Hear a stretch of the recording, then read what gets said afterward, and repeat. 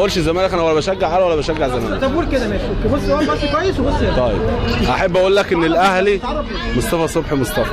طب مصطفى يعني رؤيتك النهارده مين اللي هيفوز، ولا الزمالك؟ اهلي طبعا، مع ان انا ماليش في الكوره، بس الاهلي كعبه عالي. طب يعني قول لي 3 لعيبه بيلعبوا في الاهلي. بقول لك انا ماليش في الكوره. طب 5 لعيبه بيلعبوا في الزمالك. ولا 5 لعيبه، ماليش في الكوره خالص والله. طب قول لي اسم الحكم بتاع ماتش النهارده. بقول لك ماليش في الكوره، ما بتفرجش عليها اصلا. مين اللي هياخد الدوري الانجليزي؟ يا عم والله ما ليا في الكوره.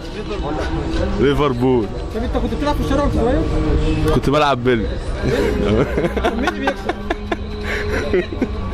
طبعا البيلي، مين هيكسب يعني؟ يعني كنت انت بتكسب بيلي ورفه وكلام من ده. ونحله بالظبط كده. وكازوز كل حاجه، واللعب مكسب وخساره.